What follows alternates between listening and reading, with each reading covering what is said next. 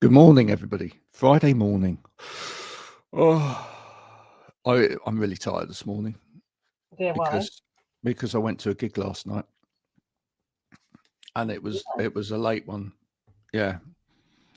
Anybody that knows anything knows that we actually pre-record these, and so I haven't actually been to the gig yet. But by the time this goes out It's like you haven't told me that. on the Friday, I will have been to the gig.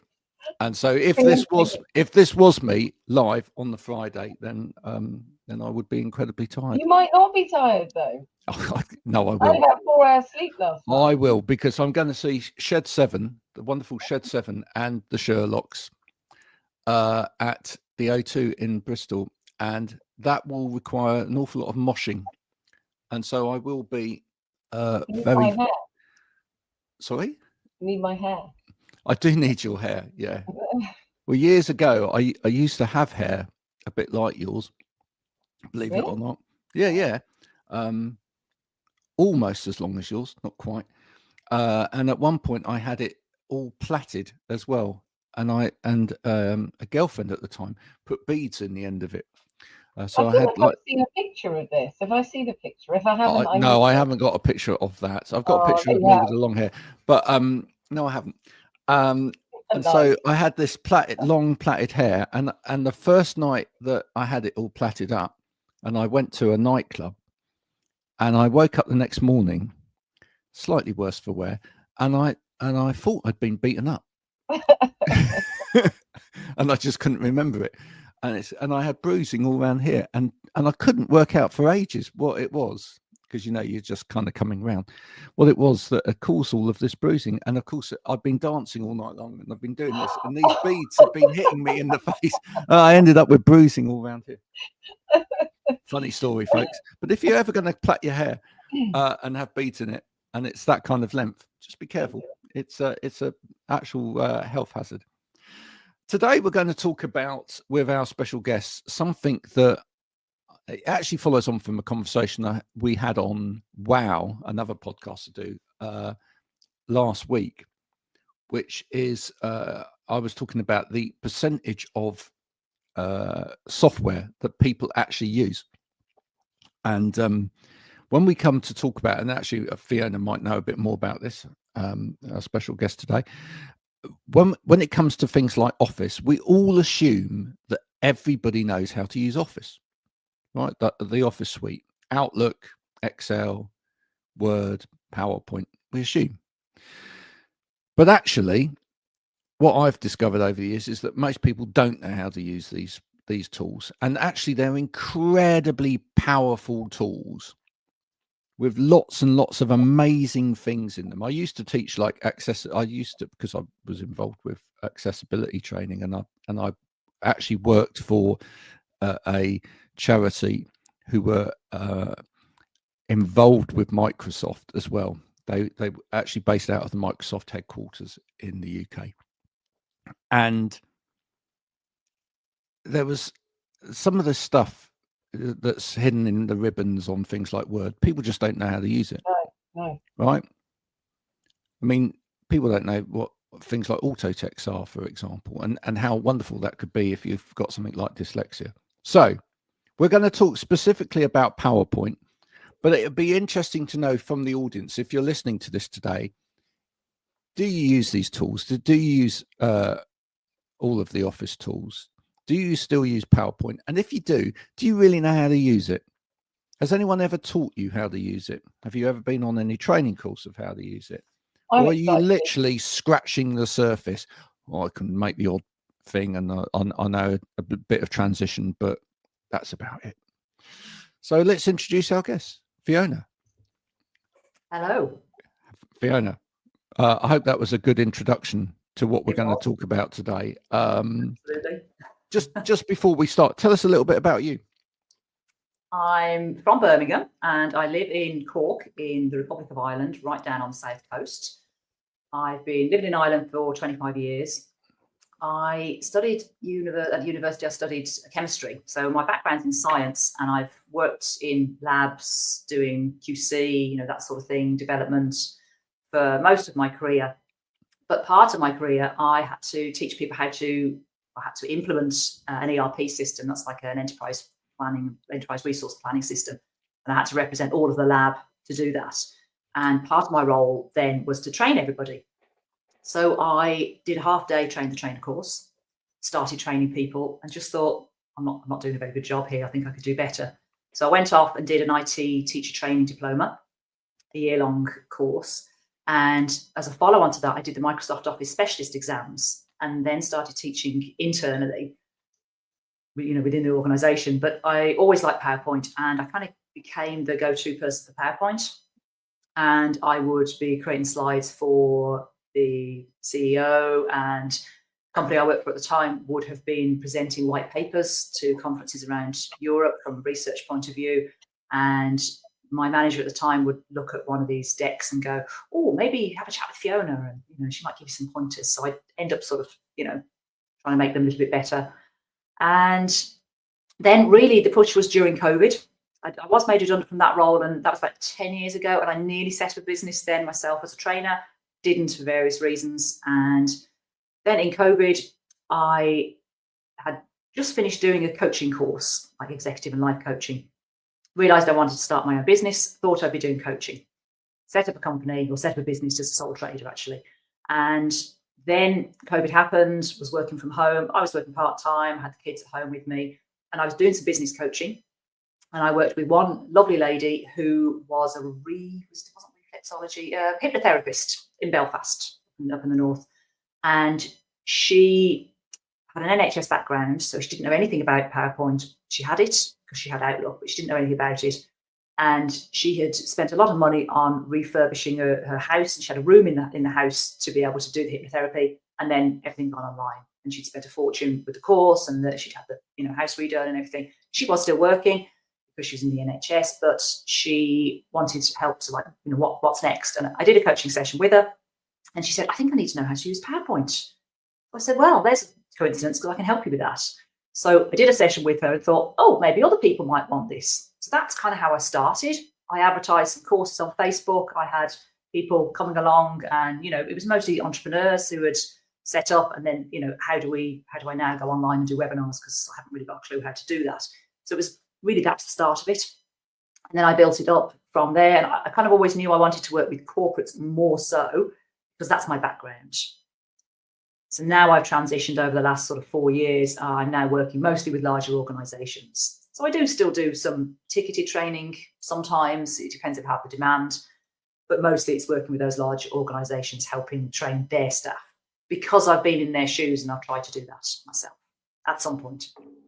Makes so much sense. Well, that's so fascinating, isn't it? Every time we have a guest on and we hear their kind of journey into things, the kind of almost accidental way that people fall into a career.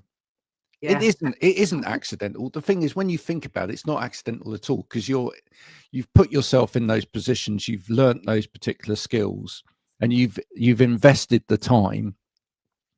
And it's just the accidental bit, or the bit that seems accidental, is the fact that there's a conversation that happens, and the conversation opens the box. But it's purely down to the fact that you've actually put the effort in, and you've recognized as well where you want to be. And that takes forever and a day, which I have to right at this point say should be a shout out to any careers teacher in school that is pushing, especially at this time of year, pushing a youngster into thinking about going and doing what do you want to do for the rest of your life. Just stop it. Right, just stop it right now, because there's 3 people in this room, this virtual room, and there's probably a load more out there who can all testify to the fact that actually we probably didn't know what we wanted to do until very late on in our lives, even if we still did or do. So it's just allow those things to happen. There's such pressure. I know when I was at school, we did jig cow. I don't know if anybody did that. It was like a sheet, and it had all these, I just remember that it had these circles on it, and there was a load of questions it would ask you. So you would answer all these questions about what you liked and what you didn't like, and then it would spit out what they thought you should do, which I think mine was a physiotherapist, but then I didn't have science. I got a D, so that was the end of that really. I got it, but then, but yeah, I spent a lot of my time looking back now because of that neurodiversity, not really knowing what I wanted to do, but actually, I look now and I look at my son. I was just saying to somebody earlier that he's not massively academic, but loves music. And I said to him last night, because our friends are coming over from America at Christmas, and he said, I said, oh, I might let Oliver have the day off because he loves planes. He wants to be a pilot. Whether that happened or not, who knows? And Samuel went, well, that's not fair. I want to have a day off college as well. And I said, well, you can if you want to, but I suspect you want to go to college. He went, oh, God, I do.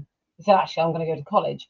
And I thought, how amazing is that when you actually find something that you do, that you love? But I think there is, as you say, such pressure on young people of or is it all of us? You know, what's the question they ask when you go to a party or something? What do you do?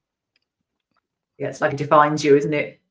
Yeah, I think it continues throughout our lives, to be honest, and you can see it on platforms like LinkedIn as well. That actually, a lot of the time, you can actually see it in people's posts. They're actually trying to work out what it is that they do, which is half the problem as to why they can't sell what they're trying to sell, because they haven't worked it out themselves yet.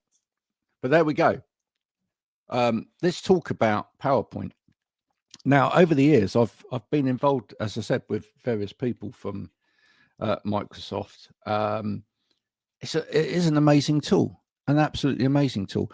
But am I right in thinking that the majority of us use a tiny amount of it, and actually it can do so much more than we actually know that it can do?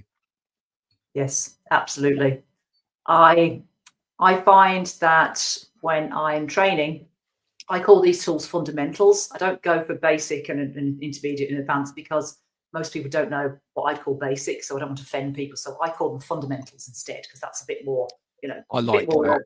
A bit more inclusive, shall we say? Yeah.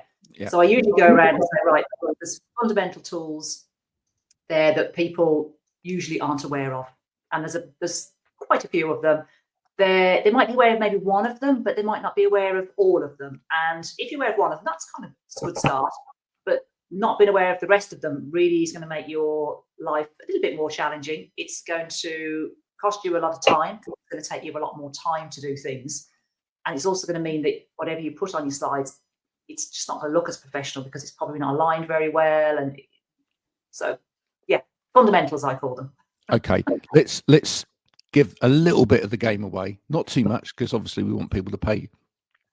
But what is the biggest mistake that everybody, or the majority of people that you see, make when it comes to PowerPoint presentations? Okay, so is that question in terms of in general, or in terms of these fundamental tools that they're not using? Because that's kind of two. That's and I'll answer both. Yeah, let's start with the tools. What tools. Tools are they not using that really they should be? Okay, so the number one thing that I think people should be using is the alignment tools. So these tools will allow you to select objects. So let's say you've got text boxes across your screen if you've built a slide up manually, or you've got different shapes on the screen, or it could be pictures, anything, any objects. And it allows you to align them all along the top, so they all jump up to be at the top. If you've got content going down the page, it allows you to align it so that you've got it all the way down the left or the right-hand side. And it just gives you that nice professional look to your slides. Yep. And very few people know about those tools, and they're really easy to use. And we know that because most people, when we see their PowerPoint slides, you kind of go, yeah. And let's be fair, it's got a lot better. These tools have got a lot better as time has gone on as well. I mean, I think one of the things to say here is that early versions of PowerPoint, from a what you see is what you get type of basis, was pretty rough. And actually, it's a little bit like a lot of tools that are out there. Sometimes, if people are old enough, their experience of what that tool was like when it first came out has then put them off using it again. Mhm. Is that fair to say as well? Is that maybe people have sort of like poor expectations of it because of what they remember? And also, if people have the 365 subscription, there's constantly new things coming in now, so it's keeping up with those new things. Yeah. No, quite often the things that people aren't aware of, they've been around for a while, like the alignment tools. That's not something that's new. And I just wanted to say about alignment, you don't have to use it. You've now got red guides on the slide. So if you move something around, you'll see the red guides. So if you don't have much content, if you don't have much content, Marianne, that's absolutely fine to do it manually. The issue is the more content you have on a slide and you're trying to align it, the guides don't know whether you're trying to align it to that, or that, because you've got lots of content. That's when those tools come in. So if you don't have much content, use the guides. That's absolutely perfect. Well, Graham knows with me, because I wrote a new course. Like for me, when I start on PowerPoint, I'm back in the day when I think I taught myself when I was working, I don't even know, NHS I think I was working for. And you just kind of, I think maybe I went on an introductory course and that was pretty much it. And it's one of those things I think I must, because I know then that I'll be able to use it, as you said, use it better. Because I find even people that come on my training to learn how to train, and you'll know because you've been there, they'll have done an okay job before they got there, but it's only when they come on the training, it's like I see that light bulb moment of, right, now I get the basics. And I know for me as a learner, if I'm scratching around, Graham knows, with me when I'm trying to do stuff, particularly sort of tech stuff, if I can start back at the beginning, it all makes sense. I mean, quite often I say, I wish I could have like an inset week where everybody leaves me alone and I can just try to just sort of get my head around everything. I know when I was at uni, I was doing my cognitive neuropsychology exam, and I remember sitting there, I turned over the page and I thought, I can't remember any of it. And then I sat there and I thought, you can just remember it's like a brick wall. Go back to the very basics. So when I teach now, and you're probably the same, I always say to people, so long as you've got those very basics, or when I'm teaching people how to teach, far too many people complicate it, particularly the more knowledgeable they are on something. They rush on in with all of the heavy, all the further down the line stuff. And I said, you need to spend more time on those very basic bits so that people get that. So they've got something to go back to when it all gets too much, that they can at least, I think you'd agree, I think anybody that's a good teacher, and particularly as you of course my eyes lit up when you did a little train the trainer course and it wasn't very good, is that, if you don't know how to do something properly from the basics, it's always going to be a bit hit and miss. Really. And that's why I call these fundamentals. And I say to people, there's one menu on the home tab, and it's called the arrange drop down menu. If you remember that exists, everything under there is like gold. So that's where, you know what I mean? There's loads of other stuff, and it just depends what people are trying to do with it. There's all sorts of things you can do. More than half of it people don't know. But that menu is where all the gold is. So I say to them, just remember that home tab, arrange drop down menu, and it's all there. A lot of it is there. That's the fundamental stuff is there. I want to come back to the point you were talking about there, Marianne, in a minute. But let's go to the other point, because we promised people this as well. So in terms of overall, what's the biggest mistake people make in terms of their PowerPoint presentations? Biggest mistake people make in terms of their PowerPoint presentations is having too much content on slides for the audience where they are, what they're presenting. So quite often people have a handout type slide and they think one presentation, one PowerPoint suits all, and it doesn't. Now, I'm not suggesting that everybody has two decks, you know what I mean? One you present and one that you'd have as a handout. But I have been to numerous conference type environments where, run by big organizations, and they're presenting slides with all this information on that nobody can read. And it's like, what is the point? Waste of time. It's interesting because we've talked about this quite a lot, haven't we, Marianne? And it differs depending upon the situation that the PowerPoint's being used in. So correct. Marianne's PowerPoint slides, when she is training people and delivering training, will have more information on than the kind of slides I would use if I was delivering a talk. Yes, different scenario. Completely different scenario. Because more animations,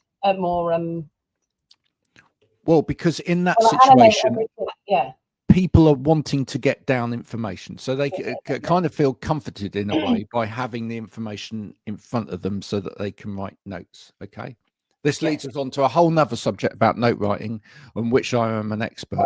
Well, I think, and neurodiversity, but we won't go there today.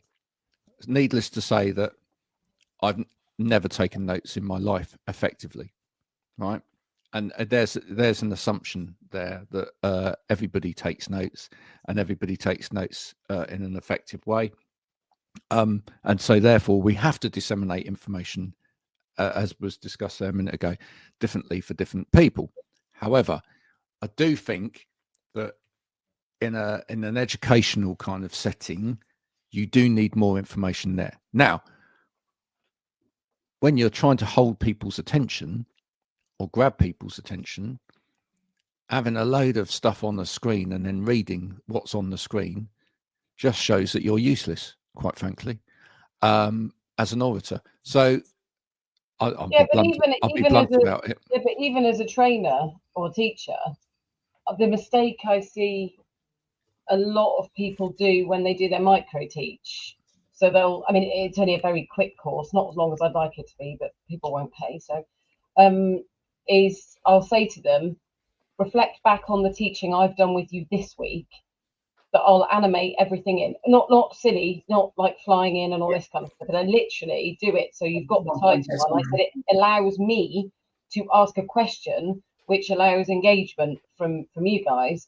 So, and then what's good then is if they've already answered the questions, it's great, because I'll go, oh, you've already done this, so then I animate it in bit by bit. But one of the biggest mistakes people do make that I see is that they just give it. And I said, you've just given it now, and they've all gone down to the bottom.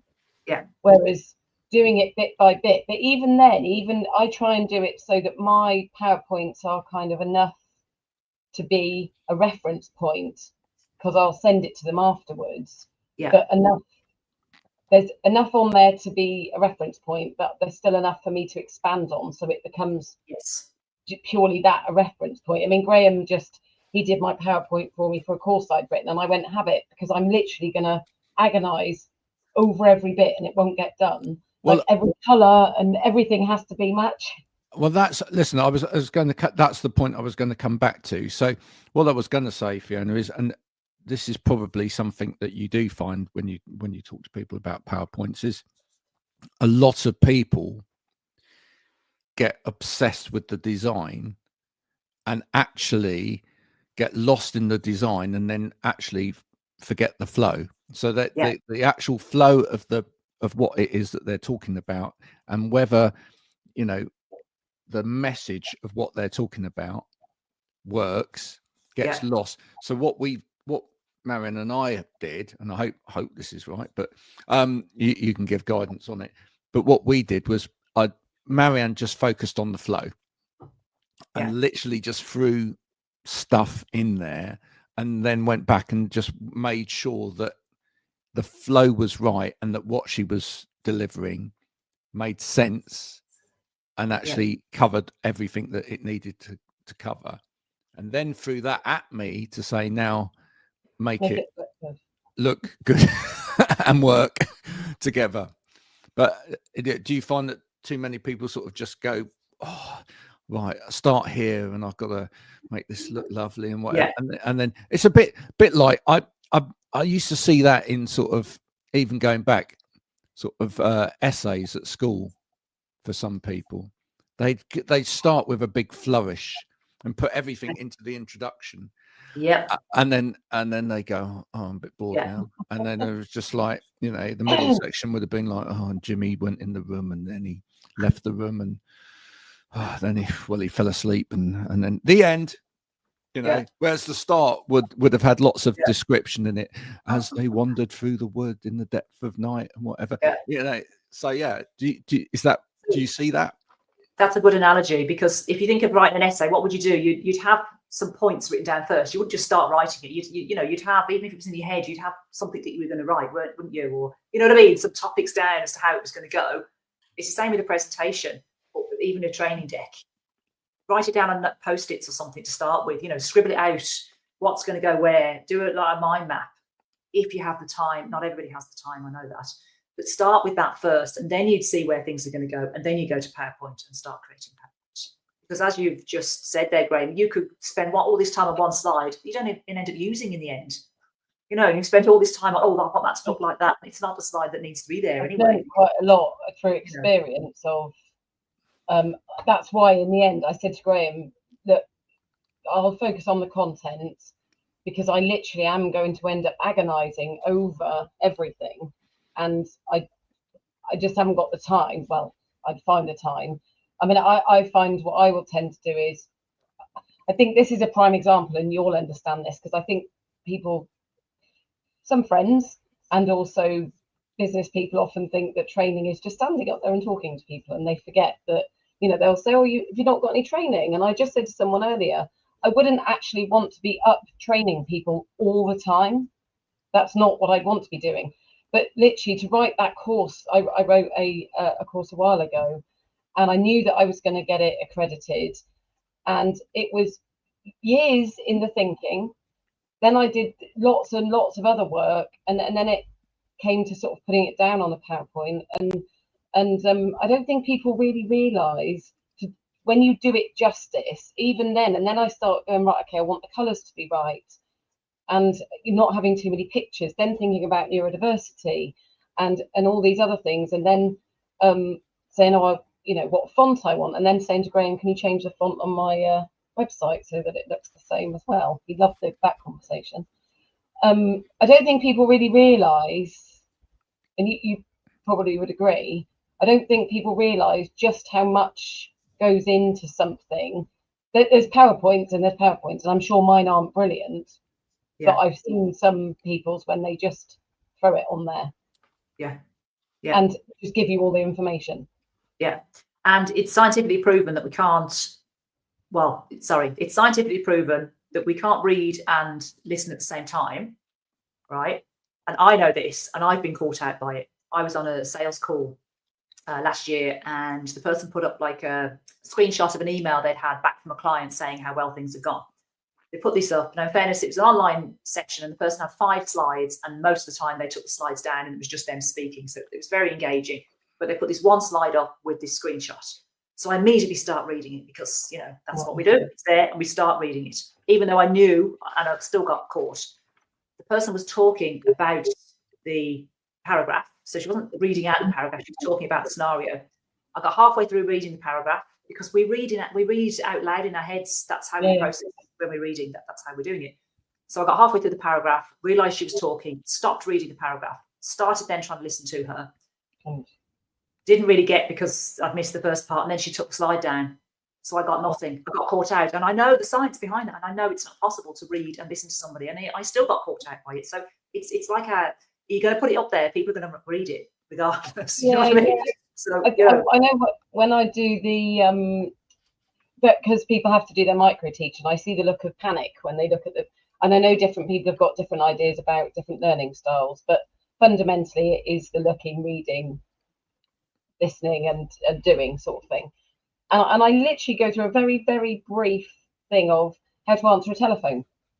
If I was going to teach someone how I would do that, and actually to be able to appeal to each of those. And I said, even if you then had, I'd have it where you get them to watch the telephone being answered, but you don't get them to do anything else, then tell them that you're going to play it again, because people start making notes and they're not listening. Then play it again, but give them a gapped handout, and maybe have it on a presentation, but have the points, and then stop at each point to say what it is that you're doing, so that some people won't listen, but they'll read. But that doesn't really matter then if they're not listening to you, because they're going to be readers, but they've got enough on there to be able to take it in. Or if they're a listener, there's not too much stuff on there. I don't think people realise just how much they don't. They really don't. I'm going to blow everybody's minds now. All right. Absolutely blow everybody's minds. So to begin with, I'm going to show you what my notes look like if I write notes. All right. I'm going to hold this up to the camera. This is really quite embarrassing. Okay. This is a set of notes from a telephone conversation. That's what a set of notes look like to me. I spend most of my time drawing boxes and put circles in them, right? Because it just doesn't work, right? Doesn't work. In the same way that actually a lot of people can't listen and read at the same time. I can't have a conversation and write notes at the same time. It doesn't really work. So in my last role where I was at NTE and I helped architect a system to help with note writing. And there's a couple of these that exist out there. And these are proven sort of techniques that work with learning and using PowerPoint presentations. And there was a lot of investment actually from people like Microsoft into all of these developments as well. But there are some tools out there that enable you to, as somebody is giving a PowerPoint presentation, what it does is it either films it on video or it captures the audio of the person talking, right? And then it aligns that with the PowerPoint slides, right? So imagine now you've got the PowerPoint slide, you've got the audio that's being captured. At the same time, as a learner, you can then bookmark important points. So if you find a particular point in that important, you can bookmark it. You can give it a little color tab or whatever. And then if you want to, you can put just a little note by the side of that, if that helpful to you. So actually what you end up with is you end up with a lot of collated information that you can pull back your memories of that time spent in that environment from. And that works really, really well. Here's the fascinating point. If you give everybody in the room that facility to do that, do you think they all come up with the same PowerPoint, the same bookmarks? Do you think they come up with the same notes? No, they don't. They all come up with something completely different, which teaches you something, which is that the same information delivered in the same way will be understood and disseminated by your audience in a multitude of different ways, right? And this is the biggest problem, I think, that most people delivering information have, is they just assume that everybody understands it the way that they understand it, that it's all going to be received in the way that they believe it's received. But it's not. Everybody believes it differently. And that's why it's really important to have maybe tools to understand how the learning that we've delivered, or the teaching that we've delivered, or the message that we've delivered has been understood. So anything that gathers metrics on that is really, really useful, so that we can then go back and see, oh, could we have done that better? Formative assessment, it's called. But yeah. But you know what? It doesn't happen a lot of the time. It really doesn't happen a lot of the time. And it's really interesting, because actually, if you did do it, one of the things you'd see is that there would probably be massive gaps. There might be whole bits of a PowerPoint presentation that you deliver where nobody in the room understood it. Absolutely nobody. And they were all far too polite to tell you. That was a great presentation today, Jeff. If you're Slide 34 to 38. Couldn't understand the word you were going on about. Nobody says that. But that's a prime example, though. If you're teaching, I mean, I've got the big headache now because I'm overhauling my PowerPoint. I've written a new one, but because it's an accredited course and they've got to do assignments at the end, I give them a workbook to do as we go along in the sessions, which does mean people stay engaged, because as I say to them, this is the PowerPoint.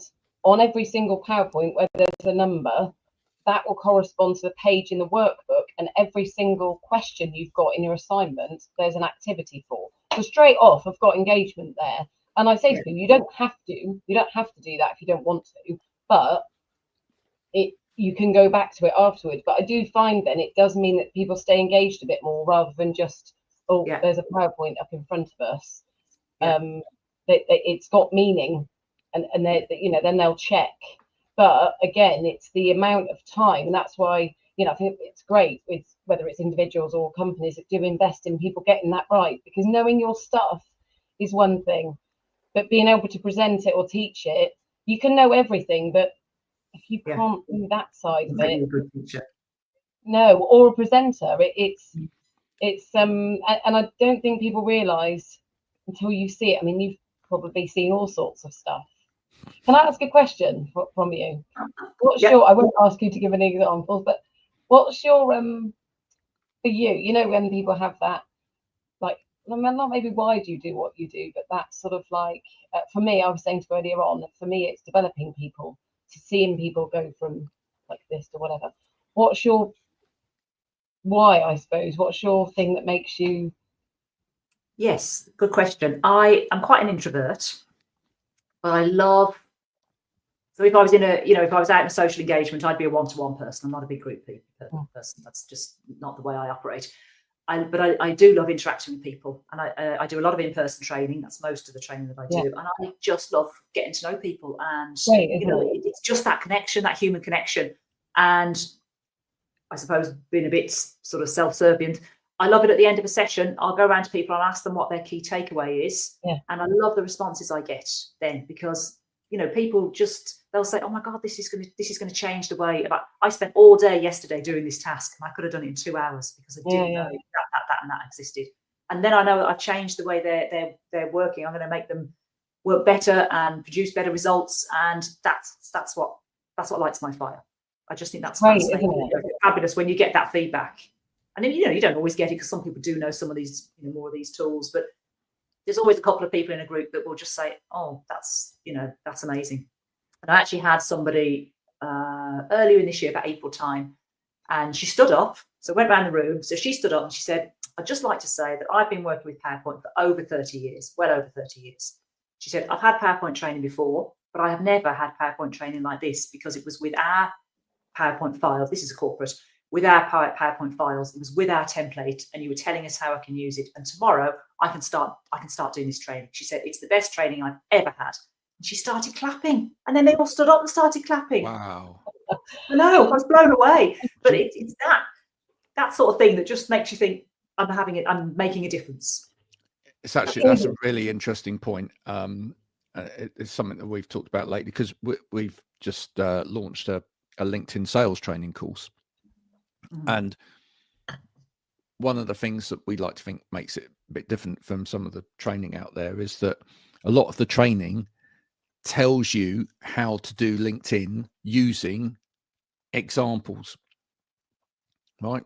And the problem with demonstrating anything from a templated point of view is that doesn't necessarily align or resonate with the business model that's in front of you.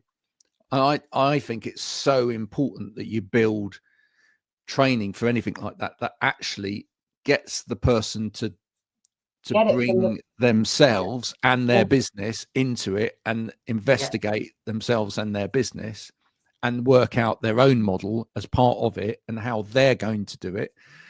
Because they become more effective in terms of their skill set, because they're actually doing it rather than just kind of copying. But also because it will actually work, because they've had to actually realize how this will work for them. So yeah, I can completely see that. If you do another PowerPoint training course and it's kind of like, here's how to do PowerPoint, and it's like, we're going to use the example of a little bookshop, and it's like, well, hang on a minute, I've got an industry where I sell sort of complicated gas products that filter out, and it's like, how does that relate to Jenny and her little bookshop? It doesn't, But I think it empowers. I think more than anything, it empowers people. So whether it's, I know that I had somebody that worked for the MOD actually, and he said, that they couldn't change slides. And I said, but you kind of have to if that information's not right or it's out of date. Oh yeah, but we're not allowed to. And I said they only do it every year. And I said, but for every time you go out, and I know companies probably hate me because I probably teach them to go back but I said for every time you stand up there, you're not telling the truth. If you're not speaking the truth. And he was like, oh. So he went back, and actually they had a big meeting because he pushed it then to say, no, I'm not going to stand up there. And I think whether it's many companies, and you've probably seen it, say, or the trainers will say, we have to do it this way because this is the way that we're told to. And I'm like, I understand that you've got to have standardization, and I get that, but it's also a bit like doing stand up with somebody else's material. But also when that template isn't particularly good, whether the way it looks or the colors, you know, a lot of it now is I'm sort of seeing colors or fonts or and I do, and what I love is that people then have the power, I'm going to call it that, or confidence to go back and say, actually, no. But then not just, I've got a feeling it's not right. It's actually, it's not right for this reason. And they're educated to be able to go back, because often the people that are telling people not to do stuff don't actually even know what they're talking about themselves anyway. And everybody just goes along with it then, because that's what, sorry, my son's just come to the door. People just go along with it. And I just think the more educated we can be and people understand the why behind things, then they can actually, well, it all just comes down to education really, doesn't it? Because I think if people don't know why, and you'll see that, I'm sure when you're doing things with people, as soon as they know why, it's like, oh gosh, if I'd known that before, then I wouldn't have done this. But as you said, next time I know that. But I think one of the biggest things is it does empower people to go and speak up, to say, actually, particularly for me, neurodiversity wise, the number of things I've heard people being told they have to do or they shouldn't do. And I've said, sorry, my son's behind because he's off school. Sorry. I just really love, hello there. I just really love the whole idea as well, though, that at the MOD that they couldn't change the slides because, you know, there could have been encrypted literally could have been encrypted messages in those slides. No, it was because of they had it every year. It would only be looked at every year. And I said, but so you literally every time, I mean, I go and change mine. Well, for a start, it could be that I've had feedback about something, or, you know, because you should be reflecting every time anyway. So I know that if I change mine, I have to go back to my IQA and I have to pass it by him to make sure he's happy. That's the side of when it's accredited, people don't get. But it could be something as small as that, but also it could be something big like legislation's changed or just that, I don't know, whatever it might be. But I was pretty horrified, but also really, really chuffed when a few weeks later he said, actually, I listened to what you said. I went to my new manager because he had an old one that just said that we've always done it this way. Went to a new manager that was a bit more forward thinking, and they had a big meeting about it to discuss it. And I thought, gosh, that's just an example of where I often feel like probably the same as you and the same as you, Graham, that although I'm little old me on my own, I'm actually in quite a lot of people's businesses and then a lot of people's lives, because if you can change that one bit and if you can help people, whether it's saving time or helping their message get across better, which is educating people, whether it's presenting or teaching, that's massive. It is massive. Yeah, because all the people then that they're throwing their training out to, it's also impacting those people as well. Massive, isn't it? And it does make you just like, I'm much the same as you. I used to think I was an extrovert, but I don't actually think I am. I'm actually deal better one-to-one, one-to-two. Yeah. But I do love it, that moment when I just think, I don't know what this group's I don't know. It's that moment of like, I don't know, where I just have to deal with whatever gets chucked at me. We're getting towards the end of our time today, and so I want to thank Fiona for coming and talking to us today. And for those that were eagle-eyed a minute ago, you may have spotted an elf coming in into Marianne's office to obviously start collecting the Christmas presents ready for the Christmas run. So for any of those who don't believe in Christmas, shame on you. I mean, because there's the evidence right there. Fiona, do you do one-to-one courses then? Not one-to-one. Do you do open? I think you call it ticketed. That sounds more. I do occasionally. So I don't do them. I had a business coach once that suggested that if I'm advertising on LinkedIn that I do one-to-one, and then I'm also working with corporates, that it could make the message confused as to who my ideal clients are. And my ideal clients are large organizations. So I do one-to-one sessions. Usually people don't have the funds to pay for that, but I do ticketed courses. What I do it by invitation only. So if somebody's looking for training, they can message me on LinkedIn, because that's what happens. And so every so often, you're doing any courses, I will then have a date and I will message people and say, look, you're interested, I'm doing it on this date. And then I did one in September, I think, and had a full group. So I won't be advertising them as such, but I do them. Or I'm you're going to get an email from me now, don't you? Yeah. I will, yes. So before you go today, Fiona, and thank you so much for coming and talking to us, let's just talk about who are the kind of people that you generally need to talk to, because is it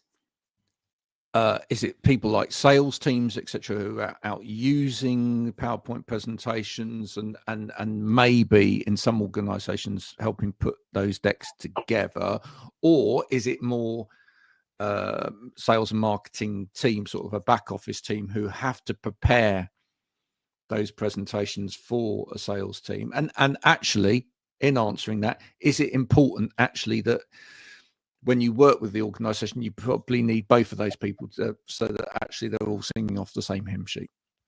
That's what I'm finding. I do work sometimes with a sales team, and they will be looking there. My training is flexible. It's all bespoke anyway, because it's designed for that organization. So I'll have a chat with them first, be using their template, their slides, working through it with them. We'll be doing different things, and I do it flexible. So I'll go around the room and say to people, what are your expectations? And someone might say, well, I want to know how to add YouTube videos and do it properly.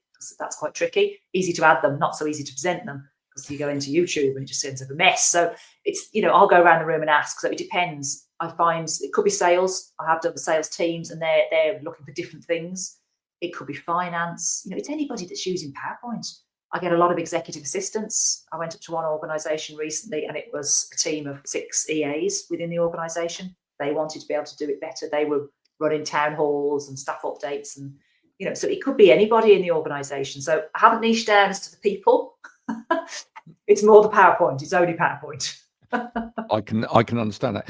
Having attended a course recently run by a hospital-based partnership or medical-based partnership in the southwest of England, and at several points during the PowerPoint, when they used YouTube, had to wait 10 minutes whilst the ads ran, and then it skipped, and then the ads ran again. That kind of really messed up the presentation. Given what was being taught and making people wait.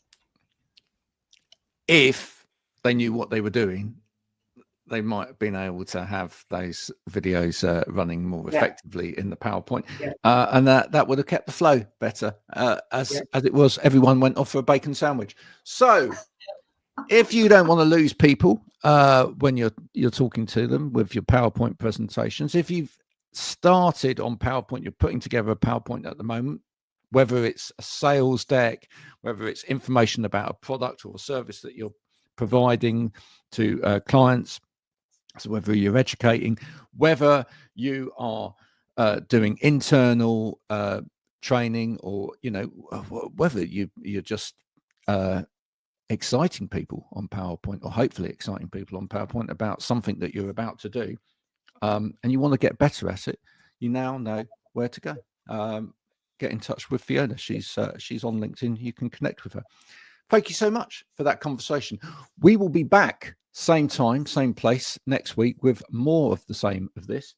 Until then, thanks for joining in, and go and have a better way of life. Bye for now.